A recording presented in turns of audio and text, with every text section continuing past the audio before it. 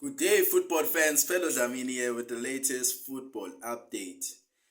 According to Soccer Beat and Far Post, Mamelodi Sundowns are in advanced talks with TS Galaxy over the possible signing of a TS Galaxy standout player this season, Puso Ditejane. Puso Ditejane might be on his way to Mamelodi Sundowns. Remember, Puso Ditejane is a former Kaizer Chiefs DDC graduate and he might join Mamelodi Sundowns this transfer window should everything go well between Mamelodi Sundowns and the TS Galaxy and the personal terms are agreed with the player. Puso Ditejane might be donning that Mamelodi Sundowns jersey. Remember, there were rumors linking him to Orlando Pirates, to Kaizer Chiefs, but Mamelodi Sundowns are currently leading the race. Just follow me on TikTok and subscribe to my YouTube channel to hear more on this story.